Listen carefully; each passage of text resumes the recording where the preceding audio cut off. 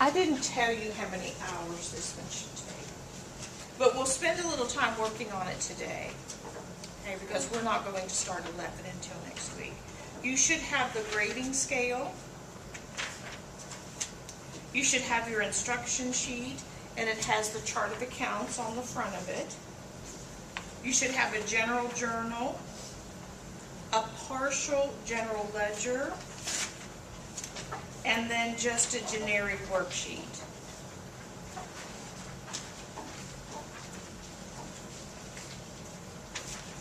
We'll have this due on the day that we take the test for 9 and 10, which will be the Tuesday before Thanksgiving, not next Tuesday, but the following Tuesday. Somebody at the door? Yeah. It's the 25th. Yeah. And then we're closed on the 27th and the 28th.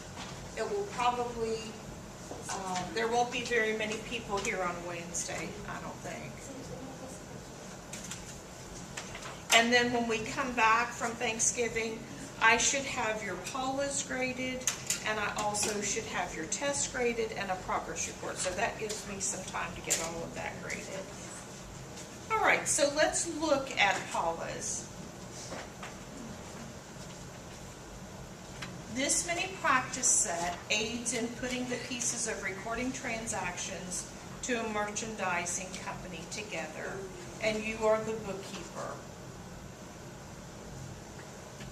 You will be responsible for journalizing sales, sales returns, purchases returns, cash receipts, cash payments, and petty cash. Okay, so I've thrown that in there. So good review for the final exam too. Because if we're a business, a real business, would we just have what we've covered in individual chapters for transactions? Not realistically.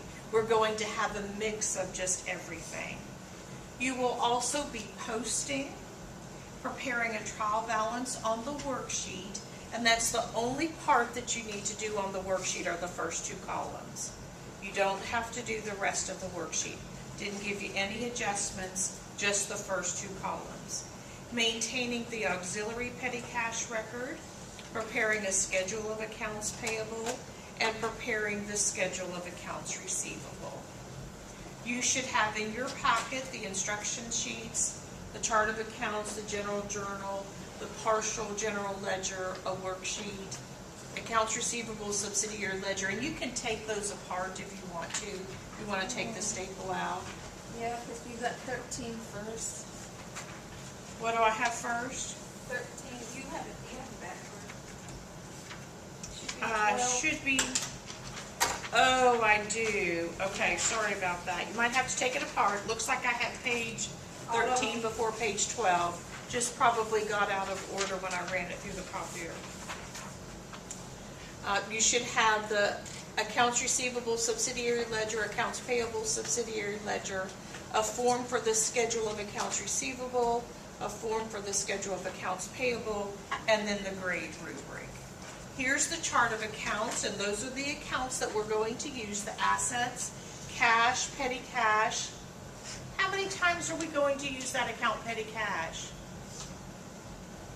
Just when it needs to be replenished. Just one time, right? When we establish it. Accounts receivable, merchandise inventory, prepaid rent, delivery truck, accumulated depreciation truck. And then we have 2 liabilities, the accounts payable, sales tax payable, owner's equity. We have Paula's capital, Paula's withdrawal, and income summary. And then the chart of accounts for the revenue, we've got sales, sales returns and allowances, sales discount. We also have rental income. And then our cost accounts, we have purchases, purchases, returns and allowances, purchases discount, and then we should have some expenses. What do you notice about the numbering of our accounts in this problem? What have expenses been up until now? fives. They've been the fives, haven't they? So in this one, our expenses now are 6, and our 5s are going to be our cost of goods sold. And we have 3 accounts there. Cost, purchases, what kind of an account again is purchases, returns, and allowances, and purchases discount? Say it, Liz. I saw it back there, but say it out loud so we can hear it on the video.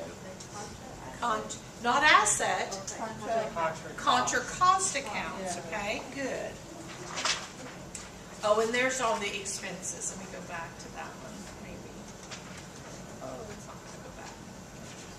Oh. If you right click, it should. I did. I'm right clicking, but it's not doing it. We just have to go on. The right clicker's not working there. You might have to ask yourself the questions again. What accounts are affected? What's their category? Because we have a new category now. Was it increased or decreased? Is that a debit or a credit?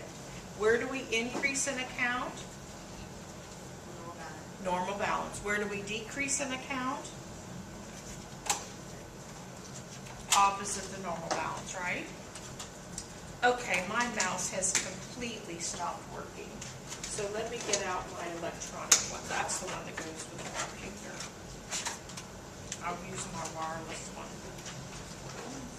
and hope it will work.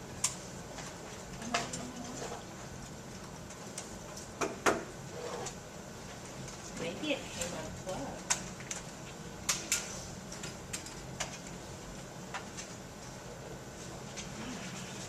It's moving that way, but the clicker's not working. Could be the computer's like frozen. Like Oh, it's occasionally- not moving here either. What do we need? What will make it move? Like if you hit like, what is it, enter to I just advance hit the slide? Control, Alternate, and Delete That probably means like to see if the it will computer's quit. frozen and all. Like sometimes the mouse, like, you can still move but not click.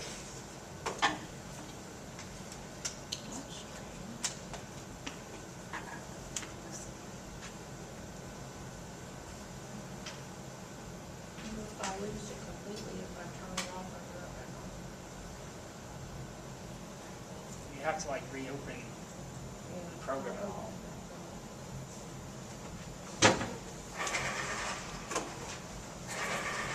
Technical difficulties here. I think that's the first time it's ever acted up in here.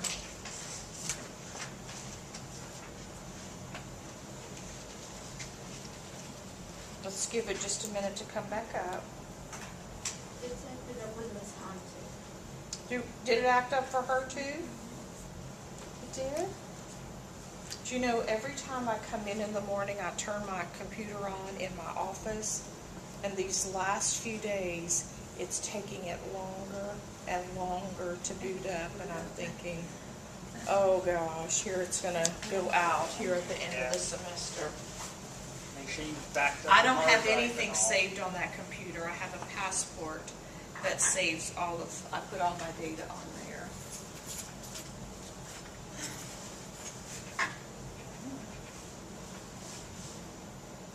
Are we gonna get free checks with these?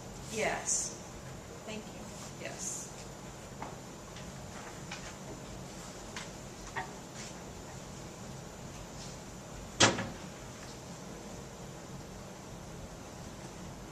You can look at the first few transactions if you like, and then we'll do the first few together.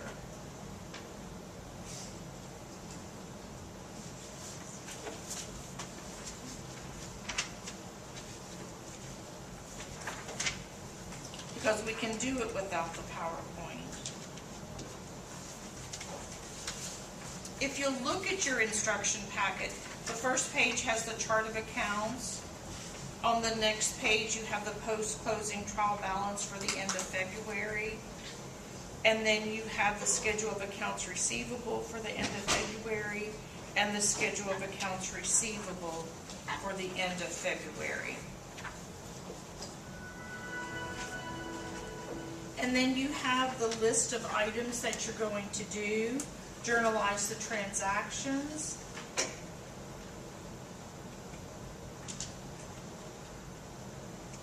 Post to the general ledger. Update the accounts payable and accounts receivable subsidiary ledgers. Prepare the schedule of accounts receivable and schedule of accounts payable. And then prepare the trial balance on a worksheet. Only the trial balance, so you're not going to do anything else. Let's start with the 1st of March. Being paid the balance owed, no discount. What's the name of our company? Paula's Boutique. Okay. While we wait for this to boot back up. What accounts are going to be affected by the transaction on March the 1st? Cash and accounts receivable. Did we receive cash or pay cash? You received cash. They And paid their we balance. received it from who? The From Bing. How much did Bing owe us? Where can we look? schedule of accounts receivable. We can look at that schedule, or we could look someplace else. Could we look in the subsidiary ledger to Yes. see how much Bing owed us? Or just the payment, Or just use what? just the back of this, Right, we can use that. We can look at the schedule. or the general ledger. Can't look at the general ledger. Why not? We'd have to look in the subsidiary Oh, ledger. yeah. Yeah, the subsidiary Okay. one. Of the accounts receivable. All right, looks like it's coming back up. Because I have the first few transactions in the PowerPoint.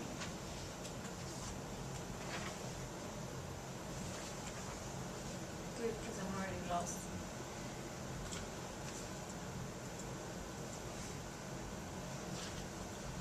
Here was just my reminder about cash.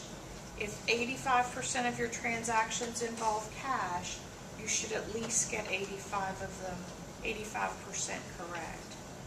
Receive cash, debit to cash. Paid cash, credit to cash. The other accounts have to be the opposite. All the terms of the sales are 210 and 30, and that's in your instructions. There is a 10% sales tax on all sales. We have a blue company in the accounts receivable and a blue company in the accounts payable, spelled exactly the same. When we have a sales return, we must calculate the tax on the return.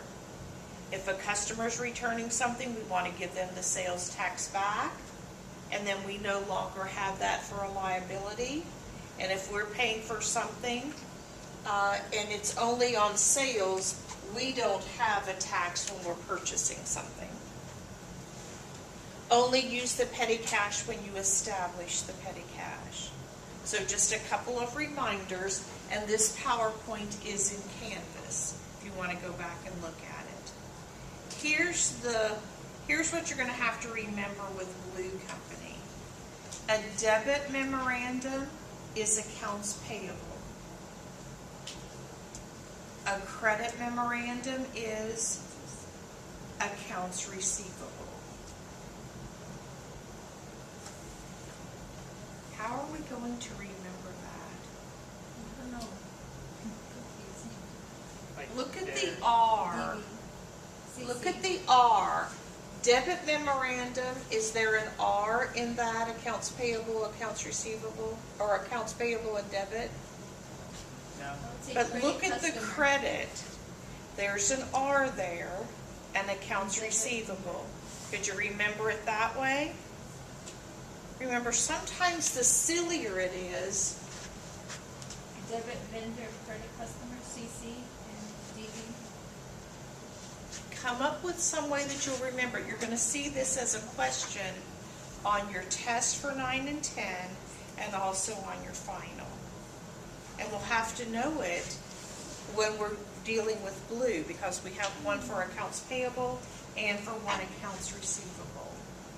We're going to journalize the transactions. Remember to use the check mark in the journal when posting to the subsidiary ledgers, as customers and vendors do not have account numbers. Read the transaction, maybe do the ACID questions if you need to, record it in the journal, and then post. Use the check mark to indicate that you finished that transaction in the list of transactions. So just put a little check mark as you're going through, starting with March the 1st, and you can see we have a lot of transactions. All right, let's look at the first one. March the 1st, being paid the balance owed, no discount. All right, and it says there, no discount. Where do we look for the amount owed? If being paid, are they a customer or a vendor? We said that they were a customer. And we can either look in the subsidiary ledger, or we could look at that schedule of accounts payable or accounts receivable. Accounts receivable. How much did they owe us? All right, here's our transaction. March the 1st, make sure you put your year because it's the first transaction that we've had. Debit is over to the left. Credit is indented about a half inch. Use your diagonal, accounts receivable, diagonal Bing, and then put your diagonal in the post-reference column. And then what's a good description? Customer paid balance owed.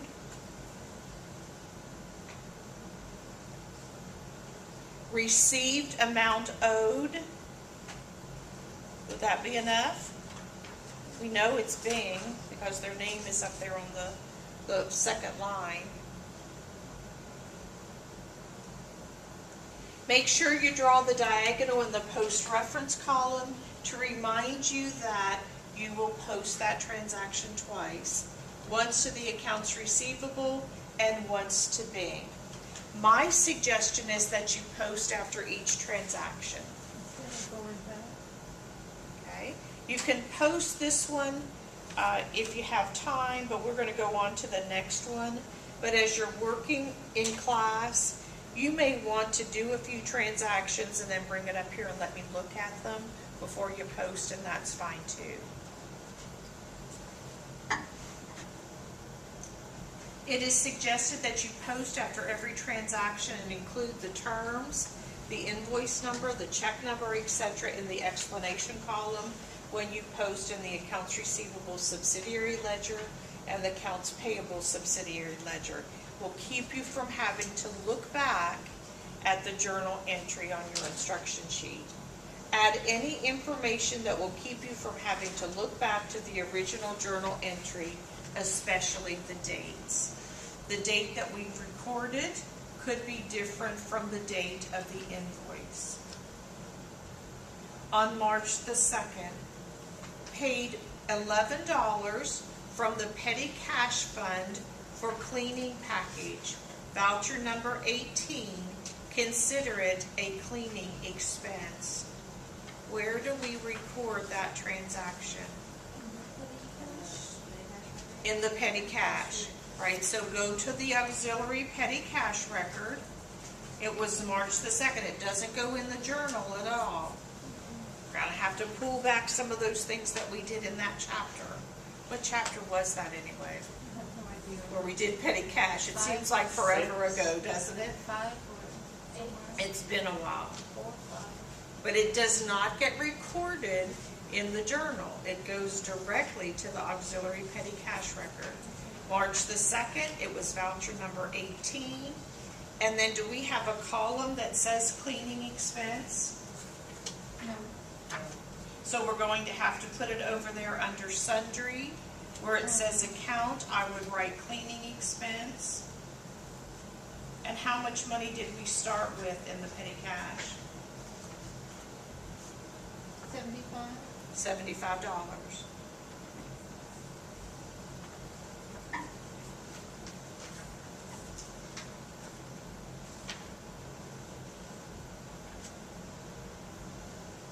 So you could check off the one for the first, you could check off the one for the second.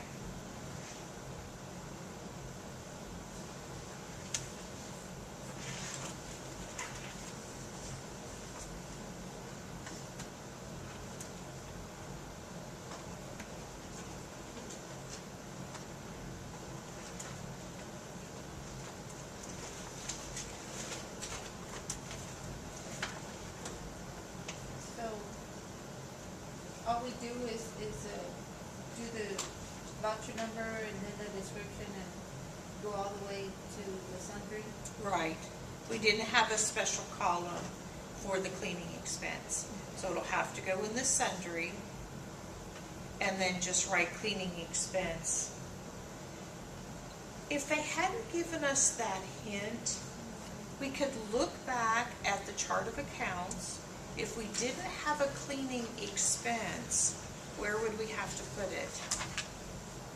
Miscellaneous. Miscellaneous.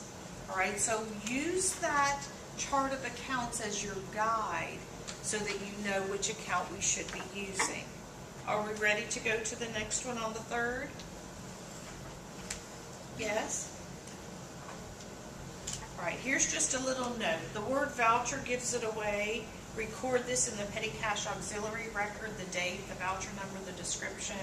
This does not go in the general journal. Again, this PowerPoint is in Canvas if you want to go back to that. On March the 3rd, we sold merchandise to Ronald Company on account, $12,000 plus tax, invoice number 51, terms 210 and 30. It's going to go in the general journal. Our date is the 3rd. We don't have to write March and we don't need to write the year. What is going to be our debit on that transaction? Accounts receivable / Ronald Company.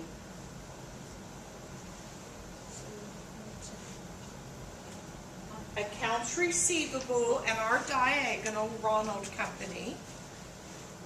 What's going to be our credit? What accounts will we use? Will be, I got this as sales, Sales and hold on, something State else. Sales tax payable. It's going to be state sales tax payable. If the original sale was $12,000, how much tax do we have to charge? 10%. So put that in your calculator. How much sales 1,200. tax? 1,200. 1,200. Now, does our customer just owe us 12,000? Or what do they owe us? They owe us 13 to, They owe us the 13,200. They owe us for the amount of the sale plus the sales tax. that's So what's gonna here's be what on our the debit. transaction's going to look like. Oh, was it? Oh, yeah. All right, so accounts receivable diagonal, Ronald Company, 13,200, because we had to do this little calculation, 10% sales tax on that sale. And then I wrote a lot of information there. Invoice number 51, 210 and 30. Was there a different date between the date that we're recording it and the day that we sold it? It was the same, wasn't it? What if we sold it on the 3rd, but we didn't date that invoice until the 4th? We'd have to include that date in here because that's going to be important when we're trying to calculate the discount. Isaac? When we're like doing the descriptions and all, like for the terms, like Yes. would it be okay? It's like recorded like 98 over 10 and 30, like how much they owe us in that period and all. Like basically, instead of recording the 2% discount, write What it down. if they don't only pay part of this? they'd still then you're gonna have to go back and look at that original amount. So just put your terms Okay. there, don't put the amount of what that yeah, discount could be. I know that, just like where you have two, Mhm. like, instead of doing the 2%, do the, like, 98 over 10 for the, like, percentage of the discount, or, But they're only getting 2%. yeah, so we multiply it by 0.98. Oh, But you can do that yourself when you multiply it. yeah, okay. The terms will always be on the invoice or the Okay. purchase order listed like this. Okay. You don't want to reinvent the wheel here. This is a standard for accounting Okay. when we're writing the terms. Okay, And we wouldn't want somebody to assume that somebody's getting a 98% okay. discount on something. They could, if we had our favorite Yeah. customer or favorite supplier, we might have a discount like that, but usually not. Okay, Okay, so this is the same way it's going to be written on that invoice, the sales ticket. And then we can go ahead and post this one. We may just go on to the next one, but come back and post the ones that I've given you before you go on to the others on your own. All right, let's look at the one on the 5th. Purchase merchandise from Morris Company on account, $17,200. Terms 210 and 30, invoice number 1101. Oh, look at this one. It says it's dated March the 2nd. And we didn't record it until the 5th. Why could we have 3 days difference there? like if they sold it to us like before like the Friday holiday and all, so it's a 3-day weekend, we come Okay. back on the 5th. So if it happened on a Friday, but it was maybe after our hours, maybe it's a different time zone, they're going to record it on the 2nd, which is when it actually took place, but we're not putting it in our books until the 5th. When we look at the discount, and this was a purchase, so this is what Paula is going to get as a discount. Which date are we going to have to use when we're trying to determine when to pay it? On the 2nd. So this, remember I told you that my husband just thinks that the accounting department should pay overtime to pay something on time so that he gets the discount? We'd have to look at that 2nd. 10 days from the 2nd is going to be the 12th, isn't it? Not from when it was recorded.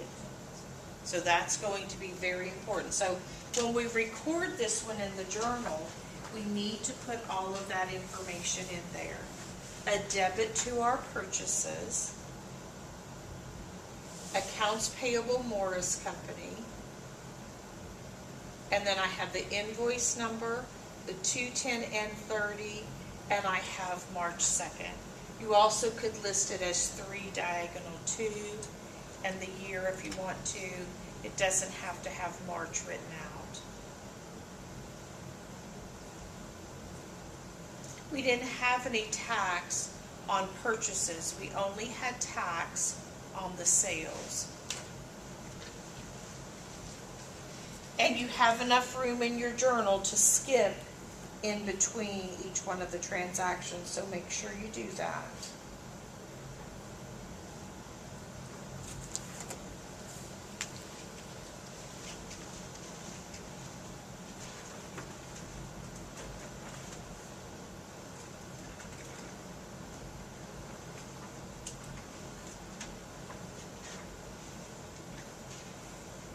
And we'll come back and post. I'll give you time to post before you start working on your others. I think we'll just spend the rest of the time with the lab so you can get a good start on this.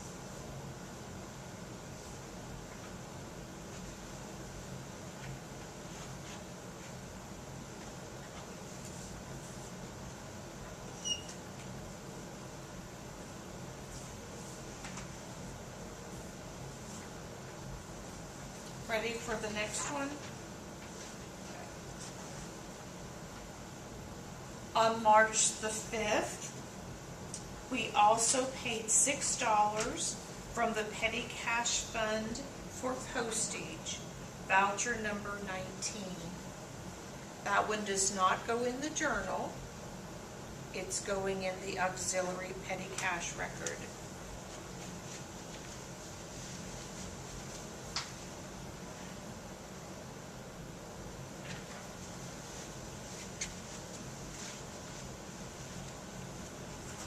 Do we have a special column for postage? Yeah.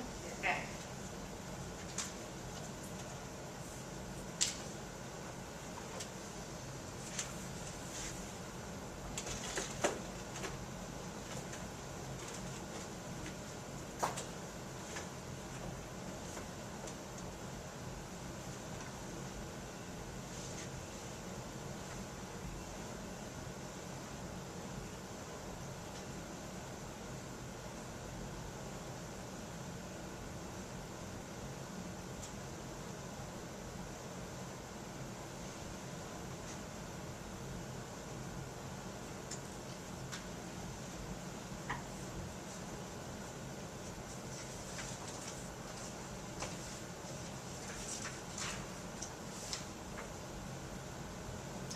Also, on the 6th, we sold merchandise to Ronald Company on account, $8,600 plus tax, invoice number 52, terms 210 and 30.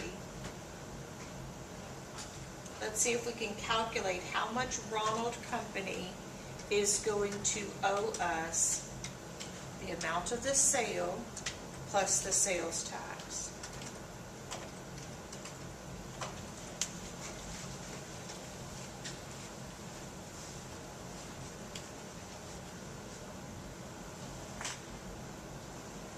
Use the trusty calculator.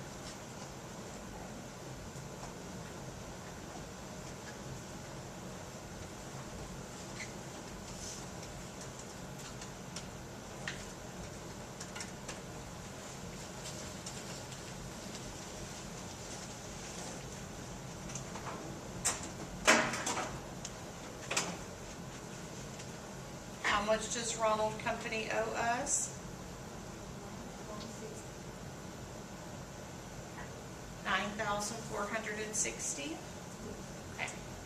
There's our debit, accounts receivable, diagonal Ronald Company, sales $8,600, and then the sales tax payable should be the $860.